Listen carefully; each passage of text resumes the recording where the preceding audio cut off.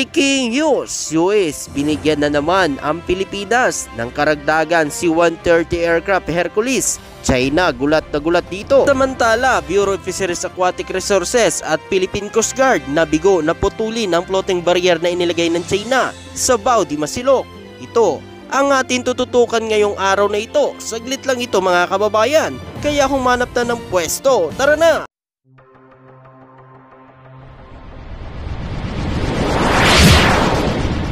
Trupang Hilonggo, Please subscribe and like. and share. Plano umano ng US na magbigay ng tatlong C-130 aircraft tactical transport sa Pilipinas. Layunin nito na palakasin umano ang koneksyon sa transportasyon sa pagitan ng dalawang bansa. Ang disenyo na ito ay inanunsyo sa isang pulong sa pagitan ni US President at ni Pangulong Ferdinand Marcos Jr. At ayon pa nga umano dito, ang unang C-130 Tactical Transport Aircraft na ipinagkaloob umano ng Estados Unidos sa Pilipinas ay na-deliver noong January 2021. Ito ay bahagi umano ng pagpapalakas ng cargo airlift fleet ng Philippine Air Force at magiging suporta sa mga humanitarian assistance disaster relief operation sa iba't ibang bahagi ng militar mission ng Philippine Air Force. Ayon pa nga umano sa nakalat nating impormasyon, nito lamang February 20, 2024 ay dumating na umano ang pangalawang C-130 aircraft na dinala umano ng US dito sa Pilipinas. At ayon pa nga umano sa nakalat nating impormasyon, layunin umano ng pagbigay ng US ng Lockheed Martin na C-130 aircraft sa Pilipinas ay upang umano palakasin ng kakayahan ng Philippine Air Force sa larangan ng pagtransportasyon at pagtugon sa mga krisis at sakuna. Ang C-130 aircraft ay kilala sa kanilang kakayahan na magdala umano malalaking kargamento at mag-operate umano sa iba't ibang kondisyon sa paligid. Ang Pilipinas ay matagal na umano gumagamit ng mga C-130 aircraft bilang bahagi ng kanilang puwersa sa militar. Sa pamamagitan umano ng pagbibigay ng mga eroplano, ito ang US ay naglalayong suportahan ang Pilipinas sa pagpapalakas ng kanilang kakayahan sa pagtugon sa mga humanitarian, military at natural disaster relief mission sa buong Indo-Pacific region. Ang mga C-130 aircraft ay nagbibigay din umano sa US ng bahagi ng kanilang Exercise Defense Articles program kung saan ibinibigay nila ang mga hindi nila kailangan military equipment sa mga kalyado nilang bansa. Ang pagbibigay ng mga eroplano, ito ay nagpapakita ng malasakit at suporta ng US sa Pilipinas bilang isang strategic partner sa rehiyon. Nakakatulong ang mga C-130 aircraft sa Pilipinas upang mapalakas ang kanilang kakayahan sa transportasyon ng trupa at kagamitan at iba pang mga kailangan sa mga lugar na mahirap puntahan.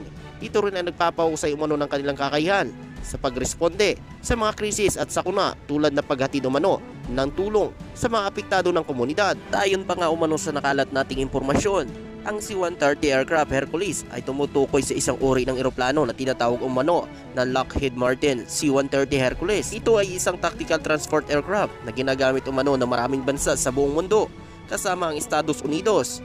Ang mga C-130 aircraft ay kilala sa kanilang kakayahan na mag-operate sa iba't ibang mga kondisyon sa paligid at magdala ng malalaking kargamento o pasahero. Dagdag pa nga umano rito, ang C-130 aircraft ay nagtataglay umano ng katangian tulad ng malalaking propeller engines, malawak na katawan at matatag umano na disenyo na magbibigay umano daan sa mga ito na magampanan ang iba't ibang misyon tulad ng transportasyon, trupa at paghahatid umano ng mga kagamitan, medical evacuation at iba pang mga eroplano. Ito ay kilala rin umano sa kanilang kakayahan na mag-operate sa mga hindi pa ayon na mga paliparan at mahahabang paglipad, kaya nilang gawin ito. Iyon pa nga umano sa tagapagsalita ng Philippine Air Force, lumapag umano ang sasakyang panghimpapawid sa Clark Air Base, Pabalacat City, Pampanga noong Pebrero 16. Ang sasakyang panghimpapawid ay dinala mula sa Waco, Texas patungo sa Pilipinas ng US Aircrew. Ang bagong C-130 ang may tail number na 5157 ay pangalawa sa dalawang C-130 aircraft na ibinigay umano ng US sa Pilipinas sa pamamagitan umano ng Exercise Defense Articles Program. Ang unang ngunit ay inaihatid umano ng Enero 29, 2021. Ang formal na inilipat umano ng Philippine Air Force noong Pebrero ng parehong taon. Ayon pa nga umano, ang isang formal na pagtanggap ng turnover at seremonya na nagpapapala para sa sasakyang panghimpapawid ay pasamantala umano naka-schedule sa katapusan ng Pebrero o Marso. Ang Philippine Air Force ay kilala na nagpapatakbo umano ng 4 na mas lumang version o modelo na C-130 para sa mga heavy flip mission nito. Ang C-130 na ito mga kababayan ay napakalaking tulong umano ito para sa bansang Pilipinas. Dahil sa ngayon alam naman natin na madalas talaga nagkakaroon ng bagyo at mga sakuna dito sa Pilipinas. Kaya napakalaking tulong umano ito lalo na sa paghatid umano ng pangangailangan ng mga nasasalanta ng bagyo, lindol at iba pang pangyayari dito sa Pilipinas. Ito mga kababayan, napakalaking tulong ito. At sa iba pang mga balita, ang Bureau of Fisheries Aquatic Resources at ang Philippine Coast Guard ay nagkondena sa paglalagay ng China Coast Guard ng isang floating barrier sa isang lugar na pinagtatalo ng South China Sea o West Philippine Sea.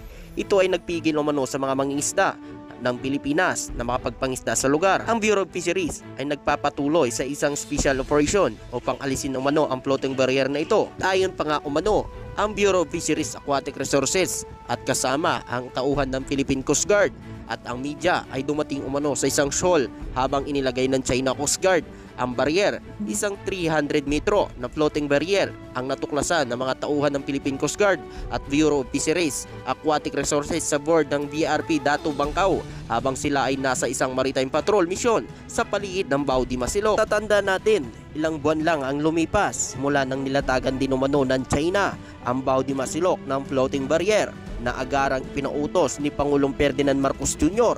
na ipatanggal umano dahil naglagay ito sa panganib sa mga mangingisdang Pilipino na nangingisda umano sa West Philippine Sea. Grabe talaga ito mga kababayan ng bansang China. Ang Bao de Masilok ay isa sa mga teritoryo ng pag-aari ng Pilipinas na pilit umano inaangkin ng China na kanila umano ito teritoryo. At ayon pa nga umano sa nakalat nating impormasyon, sa gitna ng banta ng mga barkong pandigma ng China laban sa bangka ng Pilipino na naglalayag sa West Philippine Sea, matagumpay umano na nagbigay ng tulong ang pangangailangan ng Bureau of Fisheries Aquatic Resources sa mga mangingisdang Pilipino sa Bao de Masilok.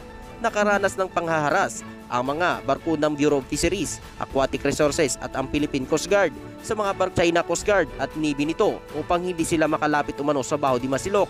Hindi lamang ito, ang Bureau of Fisheries ay nagulat din na malaki ang pinsala sa Bao de Masilok, posibleng dahil sa cyanide fishing na ginawa umano ng mangingisda ng China. Sa katunayan umano, sinabi pa ng Bureau of Fisheries Aquatic Resources na ginagamit umano ng mga mangingisda ng China ang cyanide upang sadyang sirain ang Bao de Masilok at pigilan ang mga mangingisdang Pilipino na makapasok sa kanilang tradisyonal na lugar na pangisdaan. Ayon pa nga umano rito, ang Bureau of Fisheries Aquatic Resources at ang Philippine Coast Guard ay nagpapadala umano ng radio challenge sa mga barko ng China sa paligid ng Calayan Island at Bao de Masilok. Ang radio challenge ay isang pagpapadala ng mensahe sa pamamagitan umano ng radyo upang makipag-ugnayan at magpayag ng kanilang presensya at pagsasaayos ng mga isyu sa teritoryo. Ngunit ayon sa mga ulat, ang mga barko ng China ay hindi man lang pinapansin ng mga radyo challenge na ito at patuloy na naglilibot sa mga lugar na pinagtatalunan. Ito ay nagdudulot umano ng tensyon at hindi pagkakaunawaan sa pagitan ng mga kalahok na bansa. At ayon pa nga umano, habang patuloy umano sa misyon ang Bureau of Fisheries Aquatic Resources at ang ating Philippine Coast Guard, isa umano sa mga eroplano ng Bureau of Fisheries Aquatic Resources ang nag-iikot habang tinitingnan umano ang ginagawang aksyon ng China sa mga barko ng Pilipinas at sa mga mangingisdang Pilipino. Ikaw kababayan, ano ang masasabi mo dito at makukomento mo? At siyempre, kung bago ka pa lang sa aking YouTube channel, ay huwag mo namang kalimutan ni like at i-subscribe ang video na ito para lagi kang updated sa mga latest video natin. Maraming salamat po at magandang araw po.